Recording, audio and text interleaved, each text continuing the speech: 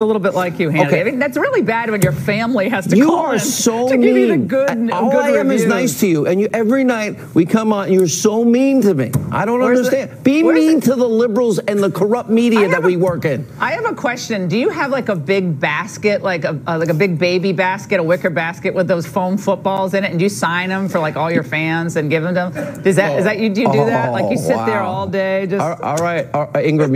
All I can say is payback is coming. It's coming. I'm waiting for it. It's going to be great. Oh, Sean, it's going to no. It's going to be better than great. You wait. All right. Have a great show. It was an awesome show tonight you had, though. It's good Thank to you. see you, Sean. Have a good show. And good evening from Washington. I'm Laura Ingraham, and this is the Ingraham Angle. We have an unbelievable news night. It's huge, and we got all the angles covered for you. Former FBI Deputy Director Andrew McCabe is in the crosshairs of the Inspector General at the Justice Department for possible illegal leaks that he made to the media or had directed made. Plus, Vladimir Putin claims he has unstoppable super nukes and is warning the West, you have failed to contain Russia. Victor Davis Hanson will discuss that, as well as bold tariffs President Trump slapped on China, other countries today. And later in the angle, I'm going to look at whether an Obama-era program to reduce school crime and statistics and involvement with police might have been helping keep that Florida shooting suspect under the radar. But we begin with a number of fast-moving developments in the Russia probe. House Intel Committee member Tom Rooney told Fox News today that the Russia investigation has become a dead end after testimony by White House aide Hope Hicks. Well, that's what President Trump has been insisting, with no evidence of collusion having been emerged. And now there are new charges from Devin Nunes that the FBI may have violated federal law in seeking that FISA warrant for Carter Page. And there may be more indictments coming from the Mueller team of more Russians, this time for the hacking. To get into it all, let's bring in former Deputy Independent Counsel Saul Weisenberg, San Francisco attorney and RNC committeewoman from California, Harmeet Dillon, and Washington attorney and chair of the D.C. Democratic Party, Scott Bolden. It's great to see all of you. We got a lot of news to get through tonight. Tom Rooney, who's on the House Intel Committee, I don't think he's given one interview about the probe yet. But he said today on the House Intel side, he said this thing should wrap up. From what he has seen behind closed doors, there's no collusion. They've seen no evidence of that. And he said, you know, this thing we should end this thing. On the Mueller thing, he said, well, that has to keep going. I'm not going to speak to that. But he was really adamant. Saul, given what we know now, what the focus is of this investigation, what are the key points? Well, the key points are waiting for Bob Mueller. And we just don't know what he's doing. He's kept a very tight ship over there. I'm not at all surprised by the report of the committee member. And also you have to remember, however, a lot of the people who have gone in to testify have refused to do so, but they don't have the power anywhere near the power that Bob Mueller has. Now, having said that, what we do know publicly right now, including what people have said about how they were questioned by Mueller, is that we still don't have on the public record any evidence of collusion by Trump or people closely affiliated with Trump. That's just the way it is. You have a little bit of stuff about Papadopoulos, but he's a very minor figure. No. Again, this is on the collusion question. Yeah. Now, let's get to Andrew McCabe. Scott, let's go to you on this. Andrew McCabe, former deputy director of the FBI, is now, it looks like the IG is going to come down on him hard because he directed FBI staff to share information about the ongoing investigation, October 2016, with the media. Well, he may have shared it himself. I mean, they wanted to get some information out to the New York Times, and they actually set it up, the PR people at the FBI. If he made a bad judgment call and he used that information that was confidential when he shared it to kind of balance out the article, then certainly he's going to be disciplined. But the reality is, Andrew McCabe is a Republican, one, and two, in that article, he was arguing for the FBI to continue to investigate HRC, and as a result, there's a dispute about that. One, there are two different accounts. All the reports I've read say that. Well, there are two different accounts. I think the New York Times lays it out. Two different accounts. Some say he actually wanted the Hillary investigation not to go forward, and then I think his champions say, oh no, he said FBI, you can do whatever you want, but senior Justice Department officials disagreed. Those are diametrically opposed positions, so facts don't lie, and they don't go away. Scott, he's this a guy, Republican, Andrew, I don't care what he is. Republicans screw things up all the time. Why are Republicans obsessed with Andrew McCabe? Well, and Harmeet, I think you'll want to chime in on this. Andrew McCabe is best buds with Jim Comey. Okay, very close. Very close. I didn't say it was a crime, Scott. But he was the lead in the Hillary email investigation and then took a lead in the Trump investigation. That's the problem. And if you're pushing stories to the Wall Street Journal in October 2016, in addition to the concerns about his wife and everything else, you can't blame Donald Trump thinking, this guy should never have been touching my case, even just given his wife's connection to Terry McAuliffe. Harmeet. Yeah, no, absolutely, Laura. What we're seeing here is just one more brushstroke in a painting, and all of these strokes are coming together to show that there was an entire culture at the FBI and even, some of the actions that they've taken with regard to the FISA court that show a complete lack of regard for the normal conflict of interest rules, for the normal ethics that would apply. These are people who have been making false representations to a court. And so nothing that's coming out here with regard to McCabe or any of these other players is surprising to me. It's just surprising that they're being allowed to get away with it and distract all of us from what should be going on, what the president should be focusing on in the country moving forward. And they've been successful in bogging him down. So that's the disappointing part of this. Ken Starr, Saul, today made an interesting comment about the scope of this investigation. We're hearing stuff about Jared Kushner. We're hearing things about Ivanka Trump now. This is what he said. I think it's beyond his mandate. The mandate is what happened during the 2016 election in terms of collusion. That's the key idea. So here's what I think is happening. I think Bob Mueller is finding out information that is leading him back to the Deputy Attorney General. Saul, your comments on that? Well, there's no question that it's outside the mandate in terms of the specific items covered. But remember, the mandate says if there's any crime that directly arises from the investigation, he can look at it. But we know from Rod Rosenstein's testimony that he's got to go to Rod Rosenstein if any of those things occur, and he's got to get the agreement of Rosenstein. So the real story here, I don't think there's any doubt he would have gotten authorization.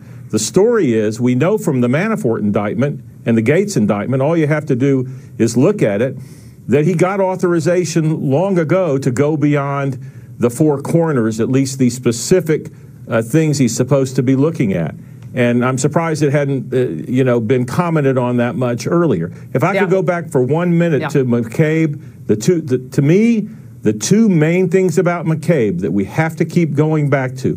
One, the gross conflict of interest. He should not have been involved in either the email or the Clinton Foundation investigation, which, if you believe news reports, he kept agents from looking at things. And number two, he is responsible for that FISA warrant. And that FISA warrant, he has admitted, and the Schiff memo did not contradict this, that if they had not had the Steele dossier, they would not have even submitted that. And that's a shocking thing. That's a shocking thing, that FISA warrant. And the Devin Nunes letter today, Scott, where he went into chapter and verse about the DOJ guidelines. He's in part, the accuracy of information contained within FISA applications is of utmost importance. Only documented and verified information may be used to support FBI applications FISA to the FISA court. They did not verify the outrageous allegations in this dossier, and they couldn't. There was no way for them to, yet that was at the core of this application.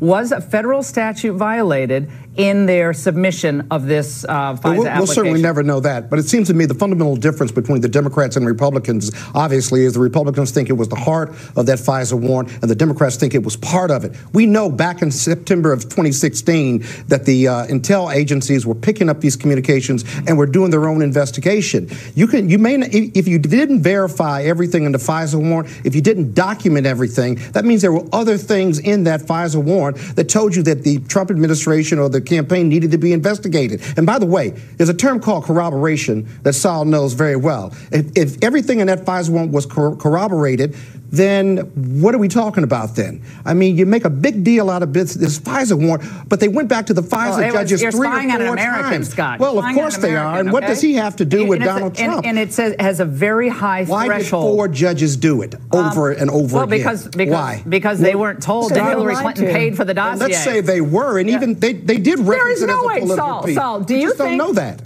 Let's just get down to brass tacks. It's just all conjecture on the Republicans' part. Do you think that a federal judge on the FISA court, if he knew what happened with this dossier and who paid for it, that they would have not at least gone back to the lawyer and said, is this all you have? Do you have anything else? Because this seems like a direct conflict of interest. I mean, go ahead, Saul. They would have absolutely asked further questions. Now, Scott makes one fair point. When they go back 3 times, not just fair point. It's a good point. Give it to me. It's a good point. I'll be fair if you let me compliment you. When they do go back 3 times, they have to have some kind of new information about Page.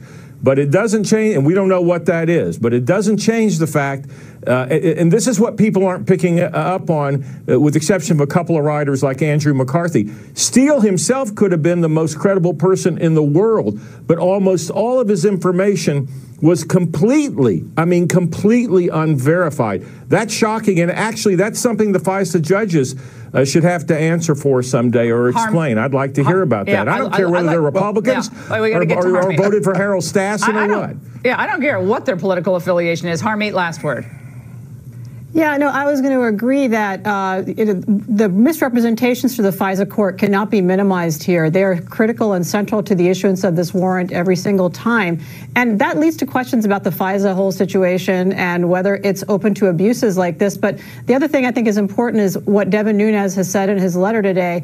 It's not just lying to the FISA court, but it is obstruction of justice. It is conspiracy to violate the civil rights of American citizens. Yeah. I don't agree with that. Civil and criminal civil rights violations. But none of it's proven. Well, the Fourth Amendment is very important to some of us. Okay, there's a bulleted series of violations that he says are potential. I think the one that's pretty obvious is the guidelines. I think they didn't verify the claims in that dossier.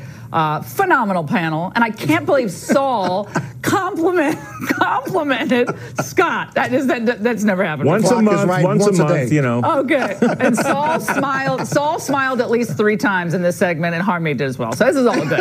All right, guys, we told you last night how leftists like Barbara Streisand, Scott's good friends with her, are trying to blame the Florida school shooting on Trump. Yes, that's true. But now there's new information that an Obama-era school policy might have set the groundwork for allowing violent kids to stay in these schools. In the Angle, next.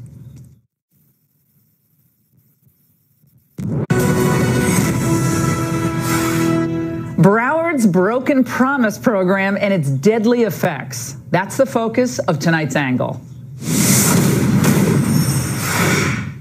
The more we learn about the school shooting in Florida, the more it appears that a Broward County invention may have played a role in what happened. And what am I talking about?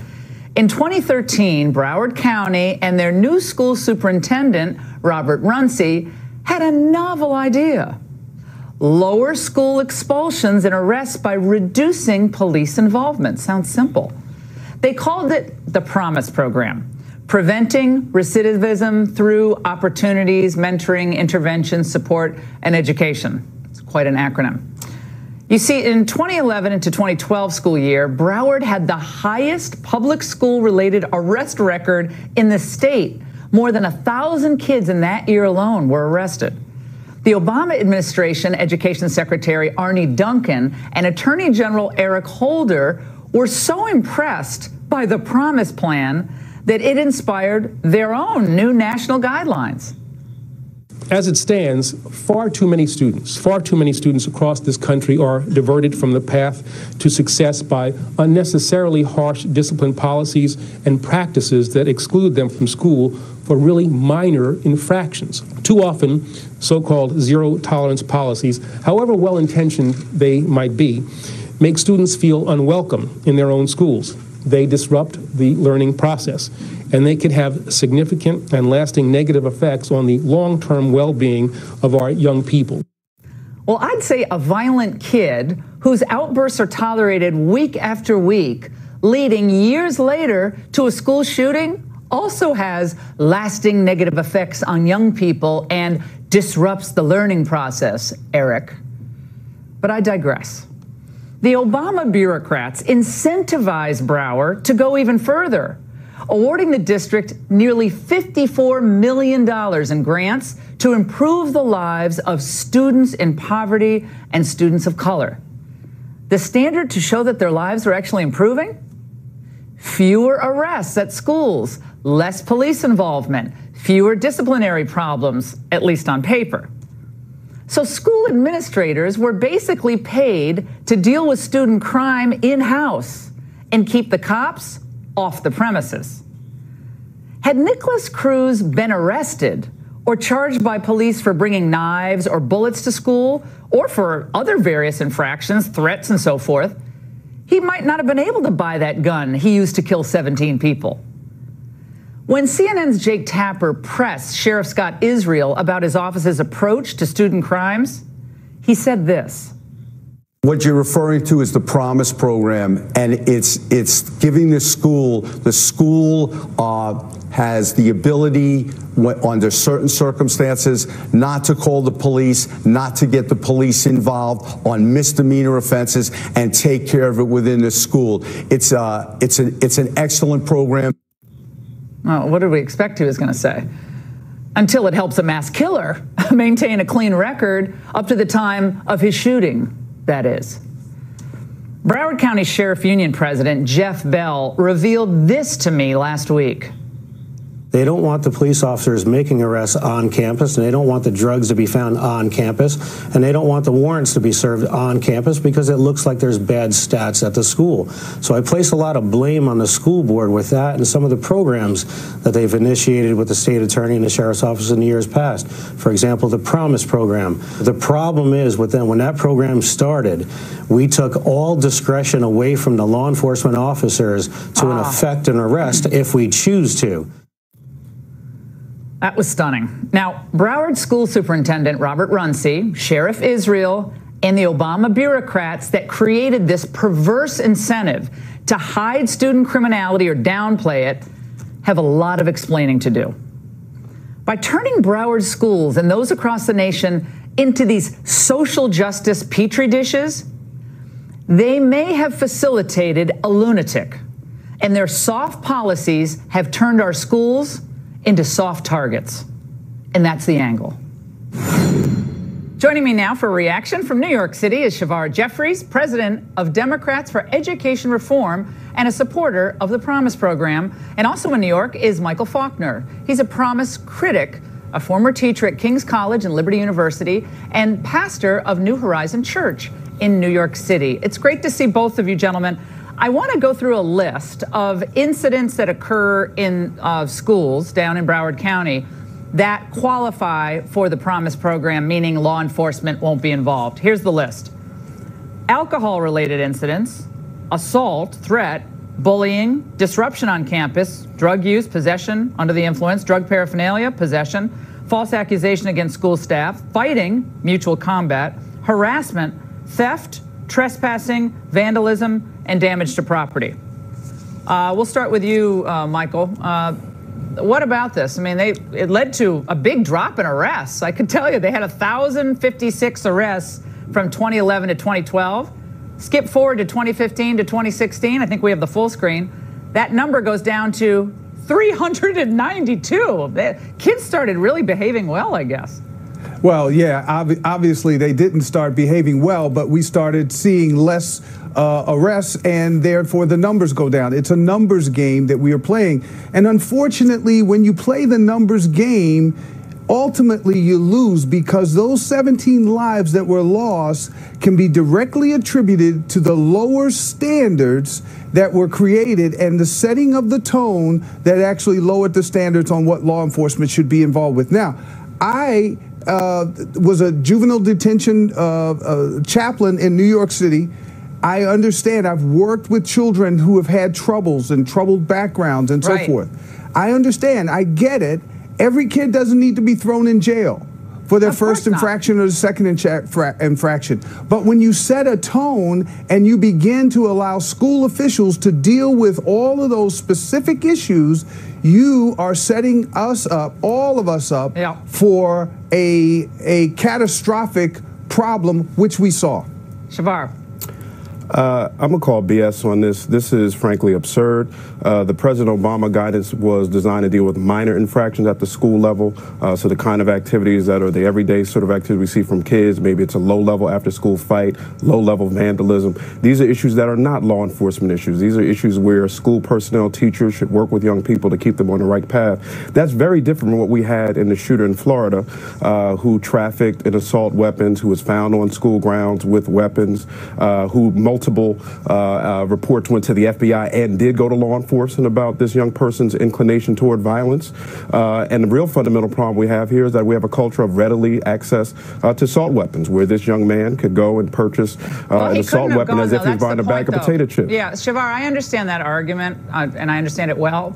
However, had he been arrested, he would not have been able to purchase a weapon. Then you should ask the Trump FBI why they didn't arrest him when they got multiple reports that this young man was making violent threats. Right, and what we're which saying, was after he was expelled at school, so it wasn't a school-based issue. What parents have told me about from Broward is that the push here is to minimize at all costs involvement with the police, because if you show a disparate impact on minority kids versus non-minority kids when disciplinary matters, guess what Eric Holder said? Remember that big speech he gave? And what everyone took from that was, you could be subject to a federal civil rights investigation if they see that there's a disparate impact in discipline. That's what's on the minds of these school administrators. They're very afraid of that. But that's because we have a history for nonviolent offenses of African Americans and Latino kids being disproportionately suspended and expelled for low-level offenses that white kids receive other types of interventions for. That's what that was about. That is very different from when there's credible reason to believe that a young person may engage in deadly violence. That is fundamentally different. A low-level after-school fight or vandalism. Arnie Duncan, Shavar, and Michael, you can get Arnie Duncan, the education secretary for Obama. He and Runcie were like totally on the same page. And in fact, the Promise program was the inspiration for what Eric Holder announced in January of 2014. This was a focusing on school discipline and a racial disparity. And the goal was reduce the involvement of police, because you had been seeing these disparate impacts. That is correct for low-level offenses. Yes, we should not suspend kids for low-level offenses. This is considered low-level. This stuff is considered low-level. This kid was expelled before these very reasons. Right, and clearly, this incident with the Cruz case falls outside of that. There were a lot of balls dropped. There were a lot of people that dropped a lot of balls, and there's a lot of quote-unquote blame to go around. But we have to get back on track now. Where do we go from here? I think we have to talk about what we're going to do going forward to prevent this from ever happening. We've got to make schools safer. We've got to do everything that we can do to make those environments as safe as they can be. Well, how about this? I have an idea. How about the other, just real simple. If you're threatening people, and if you bring bullets in a backpack, and if you talk about like you're going to shoot up a school, you should be off campus, and you should be. And the young man was expelled. So if you want to start expelling fourth-grade kids because they get a little basic fight, there's nothing in the Obama guidance. There's nothing in the Obama guidance that precluded. But there's but there's nothing in the trick. But it's not what we're talking about. There's nothing in the Obama guidance that precluded a school official from making a referral to a cop if they thought this young man was going to kill people. That is very basic. If they thought he was going to engage in violence, they could have made a referral to the police officer. There's nothing in Obama guidance that precludes that. The atmosphere that was created, this is what I'm trying to say. It's really simple. The atmosphere at that school was keep it on the lowdown. Keep this stuff under wraps, because we don't want to go back to the reputation we had before with 1,000 arrests. This kid's a problem. Shuttle him off somewhere The real else. problem That's here, what was going on I'm here. calling And a lot BS of it, on this attempt to divert from the real problem, which is this young man could buy an assault weapon like he's buying a bag of potato chips and murder young people in school in a matter of minutes. That is the real problem. All right. Well, do you think that, Michael, do you think that the schools across the country generally have racist disciplinary policies? Do you agree? Do you believe that? I think there's a history of racist discipline policies in schools, yes, and the criminal justice system. I absolutely do. Okay, However, so it's all racist. Okay, do you agree? No, I didn't say it was all racist. Obviously, Ms. Ingram, you know very little of American history around race if you don't think there's a long history of discriminatory discipline in our public education system. Are you familiar with Brown versus education? Are you familiar with the history of this country around Jim Crow and segregated schools? I appreciate the You must not be, if you're unclear about the long legacy of racial discrimination as applied in K-12. I will say this. That's what the Obama guidance was designed to address. Guys, I got to wrap. We got to wrap. I'm sorry. I could go on for an hour, and that would be fun. But what I was trying to focus on for the 10th time, public schools today are having to be, sadly, for kids, mothers, fathers. They have to provide lunch, breakfast, and dinner to a lot of kids. Kids speak in 17 languages in the Northern Virginia schools. The teachers are managing a lot. And my point is, if someone is a disruptor, we should worry less about what our reputation will look like if the police get involved, and less about disparate impact and more about how to keep the kids in the school, white, black, Asian, whatever they are. Agreed. But the question here is when you bring in the cops. It's not about racism. If you're a classroom disruption, that doesn't make you a law enforcement issue. That may mean you may need to be suspended, expelled, or dealt with in some other way. All right, guys, law enforcement involves matters of violence. We'll have you back on radio. It was a great segment, as always. And by the way, we have a textbook example of how the media can get any answer they want, depending on how they frame the question. We're going to show you how the AP and the Washington Post are doing that in an attempt to brand the president, speaking of, a racist. Next. Beaches. You've heard of a push poll, right? Well, it's used to get the answers you want by the way you frame the questions. An absurd new push poll from the Associated Press purports to find 57% of Americans think President Trump is a racist. That includes more than 8 out of 10 African Americans, nearly 3/4 of Hispanics, and nearly 50% of whites. Let's bring in someone who knows a little bit about media manipulation, former Republican presidential candidate Herman Cain, and radio talk show host Garland Nixon. Haven't seen both of you in way too long. All right, let's get to this. Garland, let's start with you. Okay. First of all, I think if the poll is true, it's highly depressing to me. Okay, so that's number one. But given the fact that the economy really is doing better, we have the lowest black unemployment in 17 years, lots of good indicators, a slightly higher graduation rate from high school, which is good, but he's been in office for 13 months. People's wages will start going up and we could bring these jobs back and so forth. You know, what's not to love? Yeah, but that doesn't address the issue here at hand in this poll. Is Donald Trump a racist? And personally, I would say that term is far too restrictive for a guy who's exhibited the level of bigotry as Donald Trump. I think we have to use a broader term. I think bigotry works. Here's a guy, we all remember the insults to the handicap with the New York Times guy. He said that a Mexican judge was unable to dispense their duties simply because they were thought Mexican. It was a conflict. I know how it sounded. No. He thought I know it came out that way, but I've known him for 13 years. I don't tolerate racism, don't like racism, wouldn't be friends with someone who's a racist. So I actually know him. He's not a racist. I'm just telling you, it's factually untrue to say he's a racist because I know him. That's the only excuse you can say. I know him. And well, I'm just because I actually have personal knowledge. You know, I've looked into his soul or something like that. No, I just But if you go by what he says, as the Tuna, the famous coach, said, you are what your record says you are. Herman. Okay, you heard Garland says, you know, he's a racist. Bigot. Oh, bigot. It's not all-encompassing enough. Go ahead. Now, Mr. Nixon, please don't try to talk over me, which is what liberals do. He is not a racist, and you and others are concluding that he's a racist based upon your speculation from some statements that were made. You have no evidence, no results that suggest that he's a racist. Secondly, I, like Laura, I know Mr. Trump. I can spot racism 3,000 miles away. And he doesn't have a racist bone in his body based upon my own personal experience. But in that particular study that you're referencing, every incident identified is based upon speculating that he must have been saying something racist, when in fact, he was not saying anything racist. Well, Republicans, it's 21% of Republicans think he's racist, according to this poll, which is shocking. Democrats, 85%, Herman. Do you believe that 21% of Republicans think Donald Trump is racist? I mean, I don't know who these Republicans are, but I don't know if they belong to the Republican Party. I mean, it's crazy. To me, it's crazy. They can disagree with his policies, that's fine, or say he shouldn't tweet as much, that's fine. Exactly. But I disagree with the policies, yes, but you can't disagree with the results. Here's why you have such a high number of Democrats believing that he's racist, and you have a few Republicans. They are being told this. The liberal media and many Democrats have been using this false racist narrative ever since this president became president, and even before.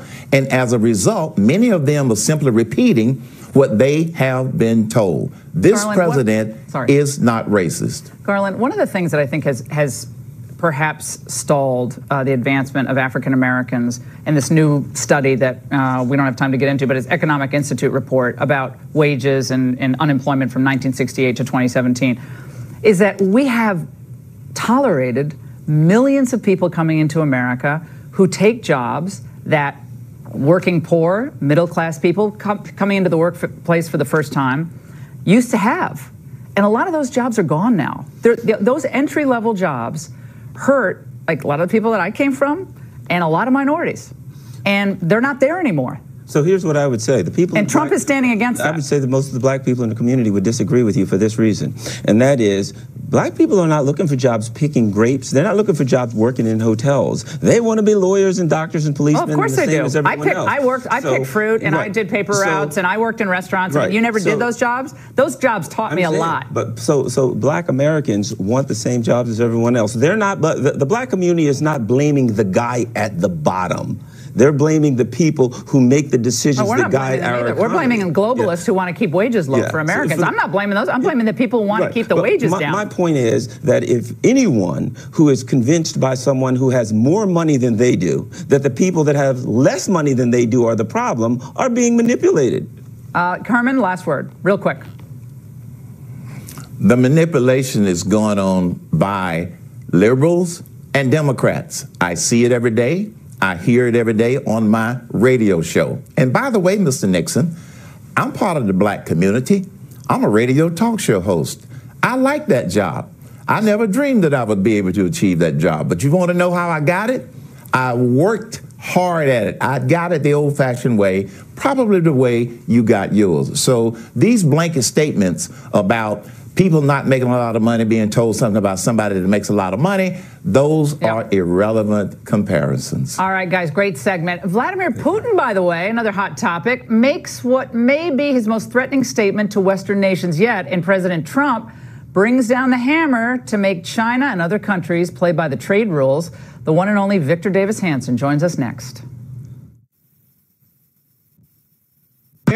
That would be Devin Nunes. He has sent a letter tonight to Attorney General Sessions that says the Pfizer surveillance application for Carter Page, a campaign associate in the Trump administration for the Trump campaign, appears to be a clear violation of FBI rules for submitting evidence to the Pfizer court and may also violate criminal statutes. Mark Levin's legal foundation, the Landmark Legal Foundation, has also filed a motion. They're asking the Pfizer court to do something about the suspected abuses allegedly committed by the FBI and the DOJ.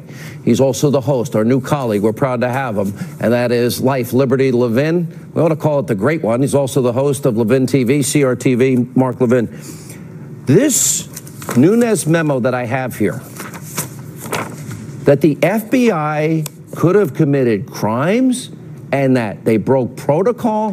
Don't we already know when you don't tell a Pfizer judge in your initial application, subsequent renewal applications, that Hillary bought and paid for the dossier and it was never verified and the law specifically says to verify it? Don't we know that they violated a law? Mark Levin, constitutional scholar.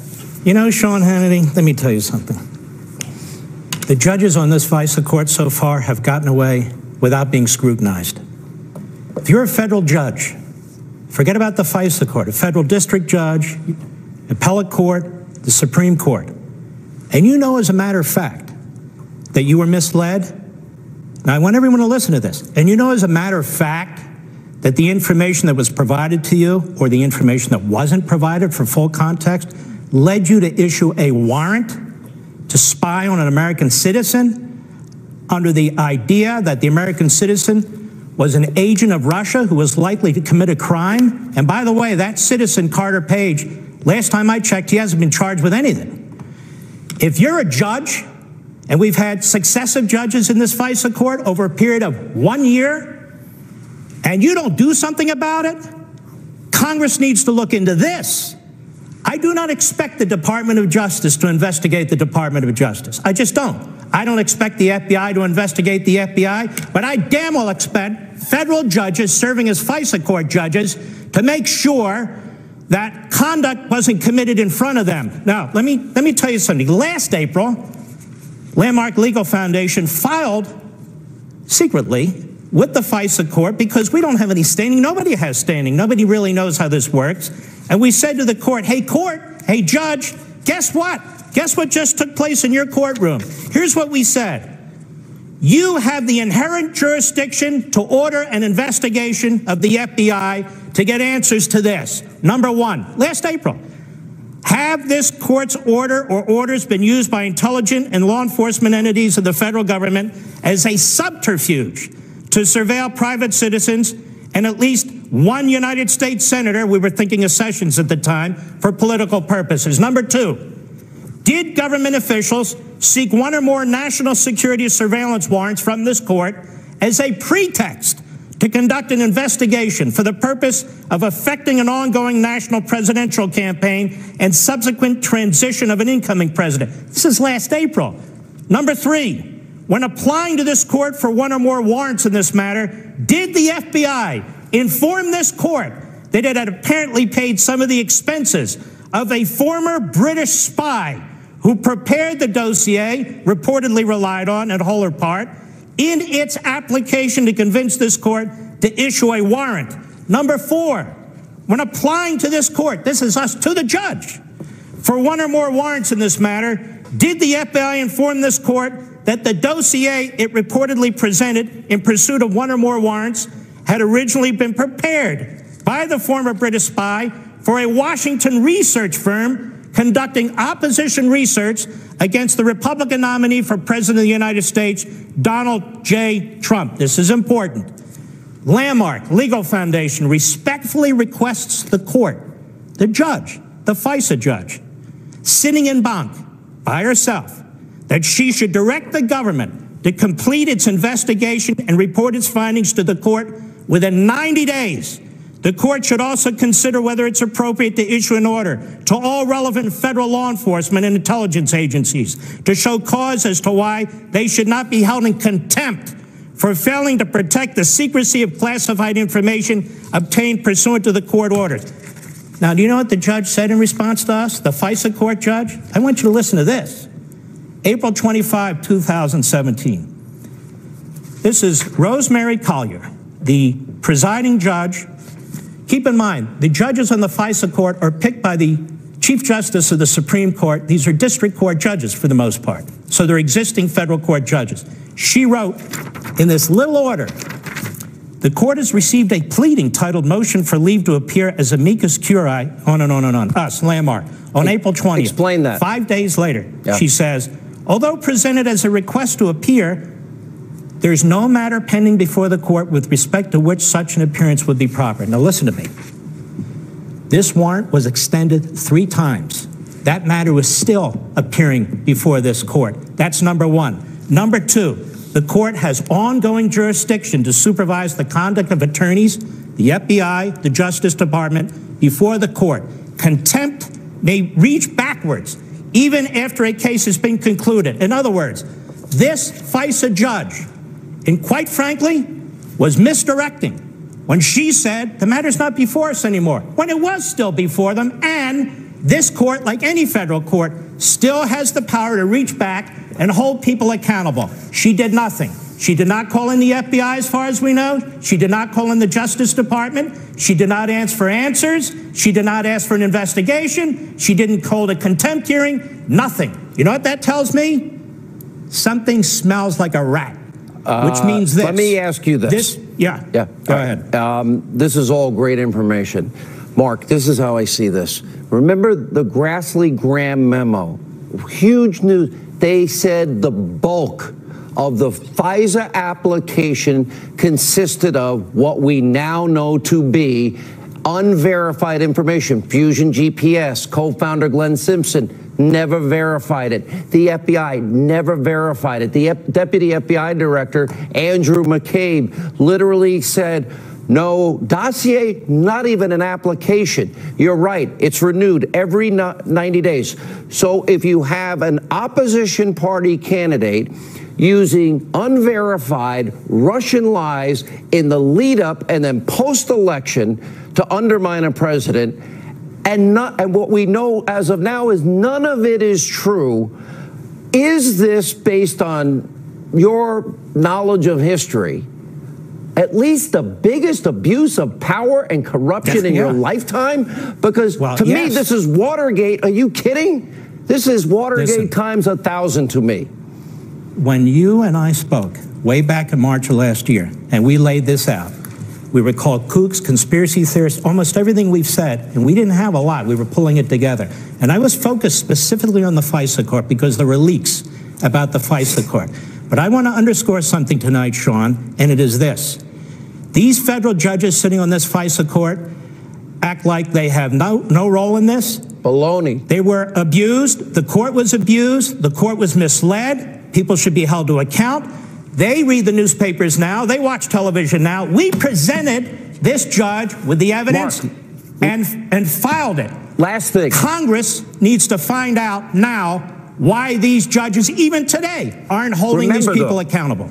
Comey said to Trump in January of 2017 at Trump Tower, oh, it's salacious and it's unverified. The FISA application, the first one, was 3 months earlier. He, by his own words, is admitting he violated, as Greg Jarrett said earlier, as many as 6 laws. These are felonies, Mark. You don't lie before a judge, nor do you present, especially when it comes to the Constitution. I'm talking about a court needs to protect itself. Agreed. Any federal court in America. Yep. If somebody lies to a court, omits material facts to a court, information is not presented to the court, a court is misled. Federal judges every day, they hold people to account. These judges in the FISA court have not. Let me just say this quickly. Last word. It's time to abolish the FISA court. It's time to create a new counterintelligence-related court. It should not consist of existing federal judges. They should be confirmed, not for life terms, for given terms. The FBI and the Justice Department, when they go into that court, should not be alone anymore. There ought to be an office within the federal government that's there to ensure that civil liberties are protected. There are things we need to do with this court right now. Who's on your Life, Liberty, Levin, Sunday nights, 10 Eastern? Who's your guest this weekend? We have a full hour with Chairman Nunes, and we go over everything soup to nuts, and it's going to be absolutely spectacular, so I hope everybody watches. I love Walter Williams this past weekend. Great opening show. Thank you. #1 in the ratings. Awesome job. All right, great one. Good to see you. Thank you. When we come back.